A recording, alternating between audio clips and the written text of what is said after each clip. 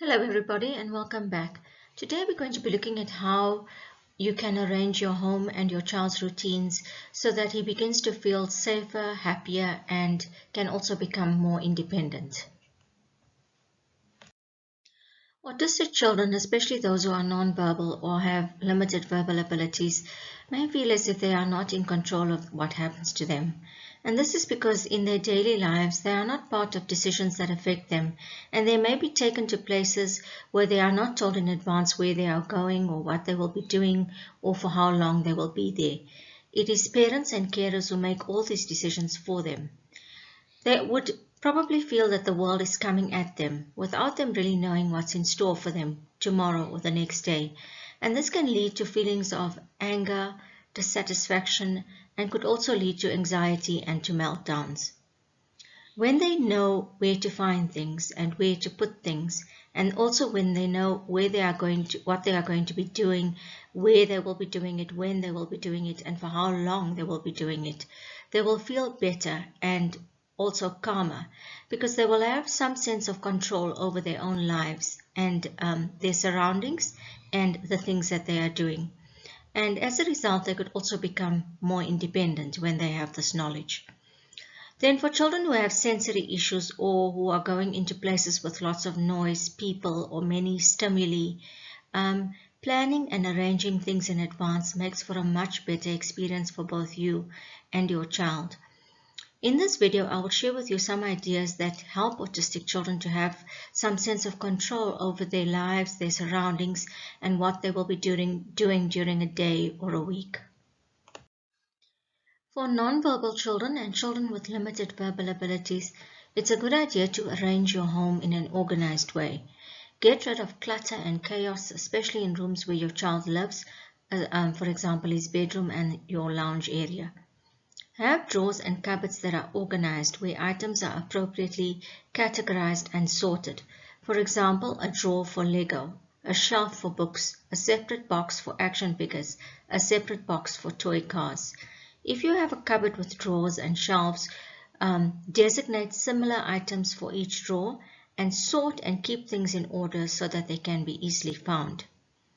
Then, once you have arranged your drawers and cupboards, attach labels to the drawers so that your child can see what's in the drawer or cupboard and can also be taught to and encouraged to put things back where they belong. Ensure that it is a kind of label that your child will understand. So you could use a written word label or you could use a photo or a drawing depending on what your child understands. When you structure your home and your possessions and arrange things so that it is accessible to your child, and when you get rid of things that are not necessary in your home, you create a home where your child is more likely to feel secure and able to find what he is looking for, to use it, and to put it back where it belongs. This also helps your child to be able to independently access clothes, toys, food, drinks, or any other possessions of his. Have both a daily schedule and a weekly schedule for your child. The daily schedule will show your child what he will be doing for that particular day. But then in addition to the daily schedule, also have a weekly schedule that gives an overall picture of your child's week. For example, he might be going to school from Monday to Friday, he might be having swimming on a Wednesday afternoon or visiting the doctors on Friday afternoon, and all of this would be indicated on the weekly schedule. Use schedules that contain loose pictures so that the pictures can be changed and arranged as needed. Velcro works well to create such pictures, and also laminating pictures so that the pictures and the schedules become more durable. Alternatively, you can use digital versions of routines if your child is comfortable with this. Here on the right is an example of a digital routine, which indicates school, lunch, and home, and so on. And perhaps see what is available in Play Store or consult your local autism society for ideas. And you can also look at a website called Do to Learn, which has many free visuals that you can use if you want to use a physical schedule.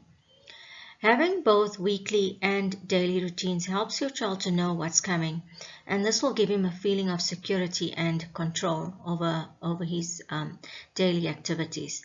If you look at the schedule on the top, it's made with Velcro and picture cards, and throughout the week you can see that the child is going to school, and then on Saturday and Sunday he is at home. The picture of a house indicates home. And then during the week he has different activities. For example, he may have a doctor's appointment for Monday. There is a shopping activity later on in the week, and so on. So then he has an overview of his week. Many children with autism spend a considerable amount of time stimming, and this will prevent them from doing many activities that their neurotypical peers engage in. We need to create some sort of structure and purpose for an autistic child outside of repetitive behaviors and special interests while they are at home. This could include simple chores or being an assistant for more complex tasks such as preparing supper, and then also cognitive activities such as puzzles, matching and association activities, sport and exercise, reading, hobbies, and creative activities such as music, art, and writing. These activities, once learned, can then be included in a daily routine as well as a weekly routine.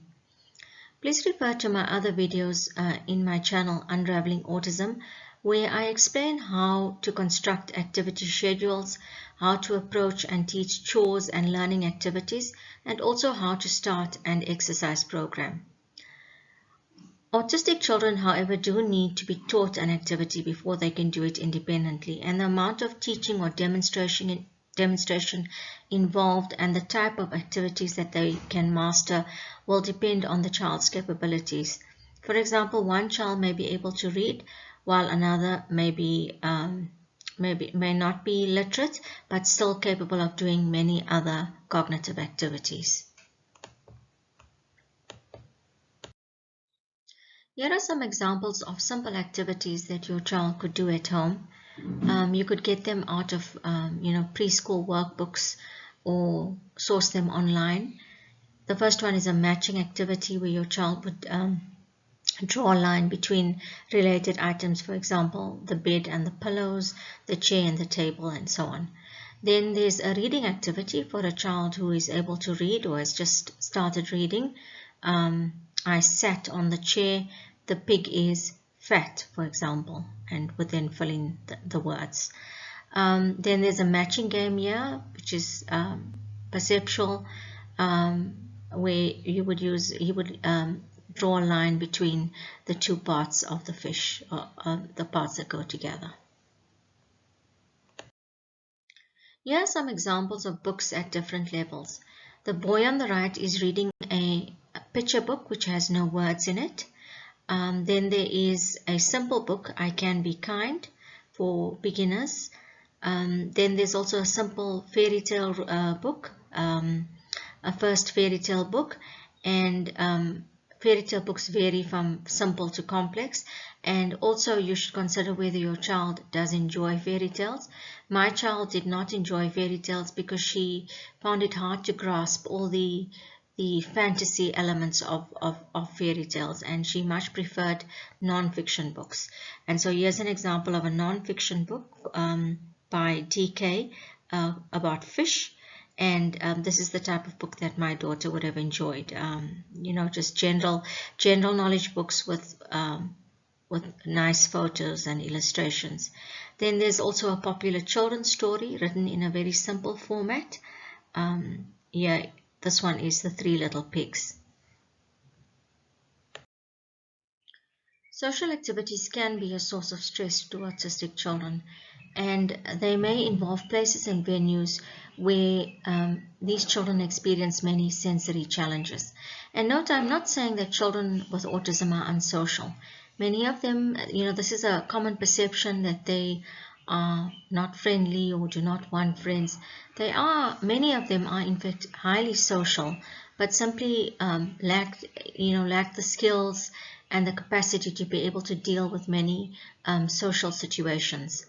So imagine taking your child to a children's birthday party where everything is going on all at once. There are children playing on a jungle gym. There are others playing a game such as musical chairs.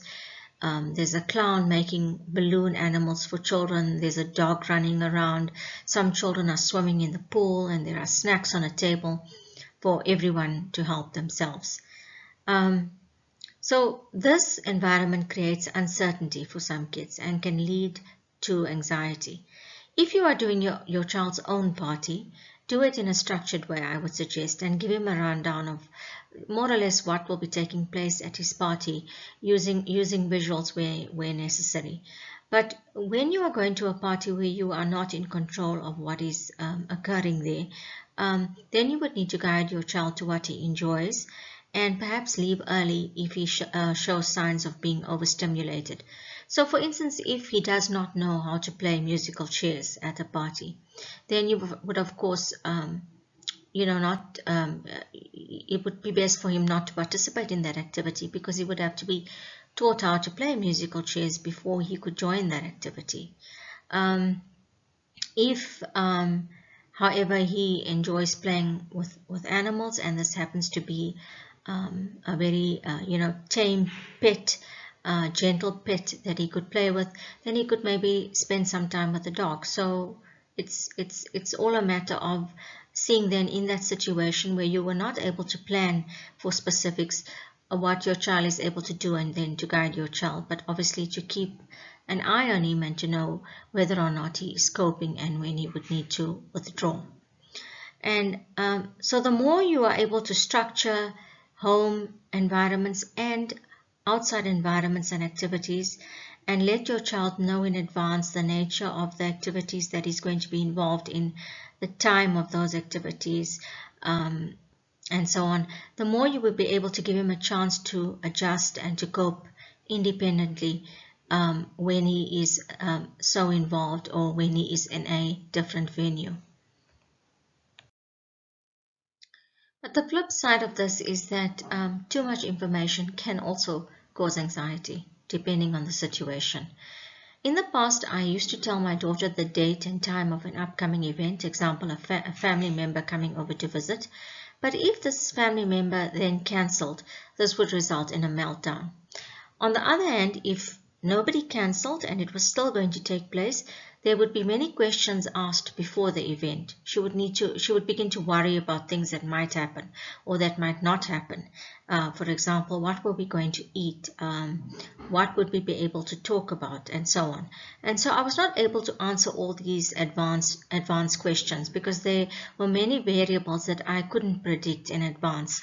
So sometimes more information doesn't always work. It really depends on how your child responds to information given in advance. But I would say that generally, children with autism do prefer to know the what, the how, and when of any activity or event that they are going to be a part of. So for example, if you are taking your child to the doctor or the dentist, you would have to tell them in advance using appropriate visuals if they need visuals, and giving them indication as to what would happen there. For example, first, get in the car, go to the doctor's office, sit in the room and wait, then go into the doctor's room. Doctor will then check you with the stethoscope, etc., and so on.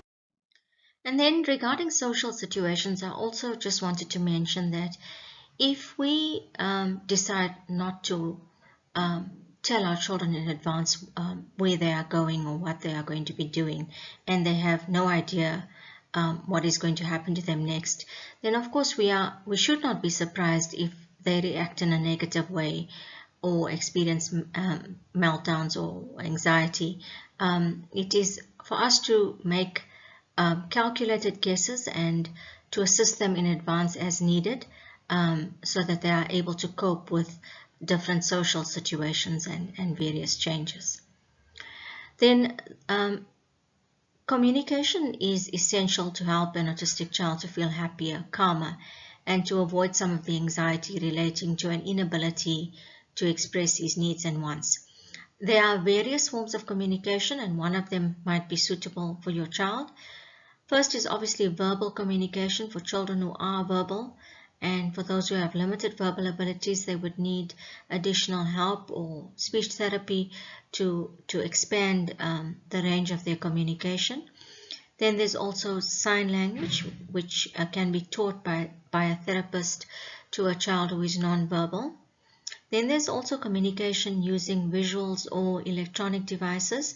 For example, the autism helper, which I've shown here, which is an augmentative communication device. And then there's also PEX, which is a tangible picture exchange system for communication. Then there is something called Makaton, which is a communication system that uses signs, symbols, and speech. In most cases, a therapist would assist you to develop a communication system for your child that he is able to use. But ultimately, the issue of communication is really not negotiable in most instances. Some form of communication, some communication system would need to be implemented if your child is to feel happier, able to express himself, and eventually become more independent. There is a book titled Everyday Education by Pernilla Dayberg and Maria Wiedel, and it is a very good resource that can be used for guidance on all the issues that I've discussed in this video. The advantage of this book is that it contains many practical illustrations of Dita's home, which shows how everything in it has been arranged to accommodate her autism, her schedules, her communication system, and also providing examples of her play and social interactions. The book makes for a very easy and enjoyable read without medical or psychological jargon, and it is really meant as a guide to parents. It's also very inspirational in the way that this mother truly committed herself to organizing her life, their home, their family, and their activities to fully support and include this beautiful child in every activity and event possible. This child would now be a young adult, so the book is some years old. The book is listed with Amazon and Jessica Kingsley Publishers, but I think it is subject to ordering and to availability. Thank you for listening, and don't forget to like and subscribe if you would want more useful and practical information on raising children with autism.